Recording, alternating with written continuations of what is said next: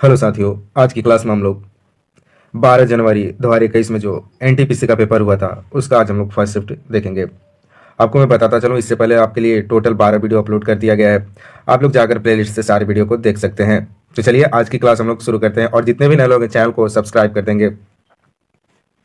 आज का पहला प्रश्न है, सार्वजनिक क्षेत्र के पीएसई का कुछ हिस्सा बेचकर सार्वजनिक क्षेत्र के उद्यमों के निजीकरण की प्रक्रिया को किस नाम से जाना जाता है? उसे हम डिस इन्वेस्टमेंट बोलते हैं या विनिवेश कहते हैं। इसमें क्या होता है कि सार्वजनिक क्षेत्र के जितने भी पीएसई होता है उसका कुछ हिस्सा बेचकर सार्वजनिक क्षेत्र के उद्यमों को निजीकरण करने की प्रक्रिया इसमें होती है, मतलब उसे प्राइवेट किया जाता है, उसे हम डिस इन्वेस्टमेंट कहते हैं।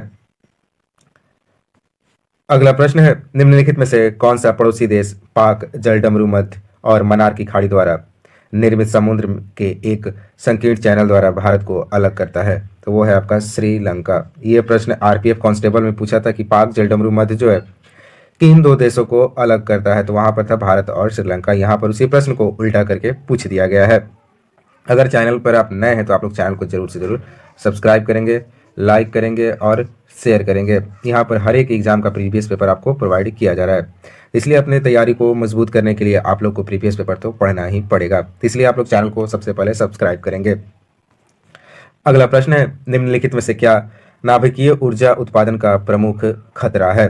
तो ये भंडारण और प्रकीर्णन जो है नाभिकीय ऊर्जा उत्पादन का प्रमुख खतरा है। अगर आप ये नाभिकीय ऊर्जा का उत्पादन करते हैं तो आपके लिए भंडारण और प्रकीर्णन का खतरा बढ़ जाता है। अगला प्रश्न है, बुकर पुरस्कार जीतने वाली पहली भारतीय महिला का नाम निम्नलिखित में से क्या है? तो अरुंधति रॉय जो हैं, इन्होंने बुकर पुरस्कार जीतने वाली ये पहली भारतीय महिला थी। इन्होंने भारत की ओर से बुकर प्राइज जीतने वाली पहली महिला थी। आप अरुंधति रॉय के जितने भी किताब हैं, मैं बार बार हर शिफ्ट में बोल रहा हूँ, इनके सारे किताबों को आपको रट जाना है, क्योंकि इनकी किताब, क्योंकि ये तो अवार्ड विनर है, पहली है, बुकर प्राइज जीतने वाली थी, इनके प्रश्न, इनके बुक से रिलेटेड प्रश्न बनता है, तो आप लोग सारे जाकर बुक इनकी याद कर लेंगे। अगला प्रश्न है, सर विलियम जोन्स ने खाली स्थान में एशियाटिक सोसाइटी की स्थापना की थी? तो 1784 में सर विलियम जोन्स ने एशियाटिक सोसाइटी की स्थापना की थी। अगला प्रश्न है, निम्नलिखित में से किसने जेनेटिक इंजीनियरिंग शामिल है? तो जीन रिवॉल्यूशन यानी जीन क्रांति में जेनेटिक इंजीनियरिंग शामिल है। ये आपका बायो का प्रश्न है, जेनेटिक चैप्टर का है, जिसमें पूछा है कि जेनेटिक इंजीनियरिंग किस में शामिल है, तो आपकी जीन रिवॉल्यूशन में जेनेटिक इंजीनियरिंग शामिल है।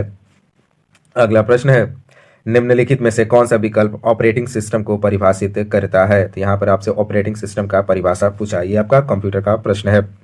यह उन प्रोग्रामों का एक सेट है जो कंप्यूटर के काम करने के तरीके को नियंत्रित करता है और अन्य प्रोग्राम्स को चलाता है। ये आपका ऑपरेटिंग सिस्टम कहलाता है। क्या कह रहा है कि यह प्रोग्राम का एक सेट है जो कंप्यूटर के काम करने के तरीके को नियंत्रित करता है और अन्य प्रोग्राम को भी चलाता है, उसे हम ऑपरेटिंग सिस्टम कहते हैं। अगला प्रश्न है, निम्नलिखित में से कौन सा स्मारक किंग जॉर्ज पंचम और क्वीन मैरी का भारत में स्वागत करने के लिए बनवाया गया था, जो गुजराती शैली से प्रभावित था? तो इसे गेटवे ऑफ इंडिया के नाम से जाना जाता है। ये बनाया गया था आपके किंग जॉर्ज पंचम और क्वीन मैरी के स्वागत के लिए ये बनाया गया था और ये गुजराती शैली में था। अगला प्रश्न है, शर्करा को अल्कोहल में परिवर्तन करने की प्रक्रिया निम्नलिखित में से क्या कहते हैं? जब हम शुगर को अल्कोहल में बदलते हैं तो उस प्रक्रिया को क्या कहा जाता है? उसे हम किण्वन बोलते हैं या आप बोल सकते हैं फर्मेंटेशन उसे कहा जाता है। ये ऑक्सीजन की अनुपस्थिति में एक फर्मेंटेशन की प्रक्रिया या किण्वन की प्रक्रिया होती है। अगला प्रश्न है, in Excel what shortcut key is use to fill the selected cell with active cell to the right? कह रहा है कि इन जब हम एक्सेल खोलते हैं तो आपको उस शॉर्टकट की का नाम बताना है जो fill the selected cell with active cell to the right, जो सिलेक्टेड सेल होते हैं उन्हें एक्टिव सेल के साथ फिल करता है राइट साइड में, तो होता है CTRL प्लस आर से हो गया राइट। अगला प्रश्न है, नादिर शाह ने खाली स्थान में भारत पर हमला किया था और दिल्ली में लूटपाट की थी? तो इसने 1739 में भारत पर हमला किया था, तो किसने? नादिर शाह ने, और दिल्ली में लूटपाट की थी 1739 में। अगला प्रश्न है, पुस्तक बहुरूपी गांधी किसने लिखी है? तो अनु बंदोपाध्याय जो है बहुरूपी गांधी लिखी है।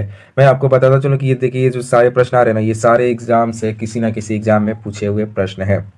मैंने ग्रुप डी का पेपर करा रहा है, आरपीएफ कांस्टेबल, आरपीएफ एसआई, ये तीनों, सीजीएल, सीएचएसएल, एमटीएस मैं करा रहा हूँ। तो ये प्रश्न मैंने कहीं देखा है, तभी मैं ये जब देखा तो हमको याद आ गया।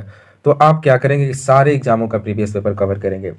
यकीन मानिए आपका जीके बिना किसी बुक को पढ़े सिर्फ प्रीवियस पेपर से इतना अच्छा हो जाएगा कि आप जाकर वहाँ पर आसानी से स्कोर कर पाएंगे, क्योंकि हूबहू प्रश्न पूछे जाते हैं। और जानते हैं आप, इतना एग्जाम होता है, इतना शिफ्ट होता है, तो आपको बहुत सारा क्वेश्चन मिल जाएगा, पढ़ते पढ़ते थक जाइएगा, आपको बुक पढ़ने की कोई ज़रूरत ही नहीं पड़ेगी। इसलिए आप लोग प्रीवियस पेपर पर ज़्यादा जोर दीजिए। अगला प्रश्न है, केरल में मोपला विद्रोह, मालाबार विद्रोह कब हुआ था? देखिए ये भी प्रश्न सेम आरपीएफ कांस्टेबल का ही है। तो ये आपका 1921 में मोपला विद्रोह हुआ था, और ये केरल में हुआ था, किसानों द्वारा किया गया ये विद्रोह था। अगला प्रश्न है, निम्नलिखित में से कौन सी वनस्पति में प्रच्छन्न प्रजनन अंग यानी हिडन रिप्रोडक्टिव ऑर्गन्स होते हैं? तो जल तिपतिया में हिडन रिप्रोडक्टिव ऑर्गन्स होते हैं। इसका जो रिप्रोडक्टिव ऑर्गन होता है, प्रजनन अंग होता है, वो छिपा हुआ होता है, दिखाई नहीं देता है। अगला प्रश्न है, अजंता की गुफाएं कहाँ स्थित है? तो अजंता की गुफाएं जो है महाराष्ट्र में स्थित है। यह भी प्रश्न पूछा हुआ है। अगला प्रश्न है, भारतीय निर्वाचन आयोग के अनुसार राजनैतिक दल चुनाव किस वर्ष अवधि में अपना घोषणा पत्र जारी नहीं कर सकता है? एक बार और पढ़ते हैं। भारतीय निर्वाचन आयोग के अनुसार राजनीतिक दल चुनाव पूर्व किस अवधि में अपना घोषणा पत्र नहीं जारी कर सकते हैं? तो 48 घंटे पूर्व में कोई भी राजनीतिक दल घोषणा पत्र जारी नहीं कर सकता है। अगला प्रश्न है, निम्नलिखित में से कौन सा भारत का सबसे पुराना नाभिकीय अनुसंधान रिएक्टर है? तो अप्सरा जो है भारत का सबसे पुराना नाभिकीय अनुसंधान रिएक्टर है। प्रश्न संख्या 39 है, कंप्यूटर और इंटरनेट के क्षेत्र में W3C का पूर्ण रूप क्या है? तो इसका फुल फॉर्म हो जाएगा world wide web consortium. 3W दिया है, इसका मतलब हो गया वर्ल्ड वाइड वेब WWW, और C का हो गया कंसोर्टियम। अगला प्रश्न है, निम्नलिखित में से कौन सा शब्द पशु व्यवहार में जैविक अध्ययन का सबसे अच्छा वर्णन करता है? तो इथोलॉजी जो है पशु व्यवहार के जैविक अध्ययन का सबसे अच्छा वर्णन करता है। तो इथोलॉजी को आप याद रखेंगे, ये पशु व्यवहार के अध्ययन से रिलेटेड है। अगला प्रश्न है, एक मानक पैमाने वाले आधुनिक मरकरी थर्मामीटर का आविष्कार किसने किया था? तो मरकरी थर्मामीटर का आविष्कार डेनियल गैब्रियल फ़ारेनहाइट द्वारा किया गया है। डेनियल गैब्रियल फ़ारेनहाइट ने मरकरी थर्मामीटर का आविष्कार किया है। अगला प्रश्न है, भारत सरकार द्वारा जल क्रांति अभियान किस वित्तीय वर्ष के दौरान शुरू किया गया था? तो देखिए ये प्रश्न आपका स्टैटिक्स के कहा जाएगा, क्योंकि एग्जाम 2021 में हुआ है और ये तथ्य आपका 2015-16 का है, तो ये आपका स्टैटिक का प्रश्न बन चुका है। तो आप लोग को ये याद रखना होगा, आगे भी एग्जाम में पूछा जा सकता है। तो इसका आंसर हो जाएगा 2015 और 16 में भारत सरकार द्वारा जल क्रांति अभियान वित्तीय वर्ष 2015-16 वित्तीय वर्ष के दौरान शुरू किया गया था। तो आपसे सिंपल प्रश्न है, जल क्रांति अभियान कब शुरू हुआ? तो 15-16 वित्तीय वर्ष जो हुआ था उसमें ये शुरू किया गया था। किसके द्वारा? तो भारत सरकार द्वारा।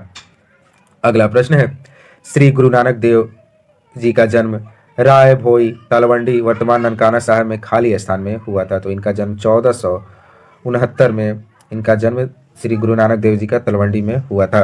ये एक बार प्रश्न पूछा था MTS में 2024 में ही कि गुरु नानक देव जी का जन्म कहाँ हुआ था। सिंपल पूछा तो वो तलवंडी में हुआ था। और यहाँ पर देखिए क्या पूछ दिया, डेट।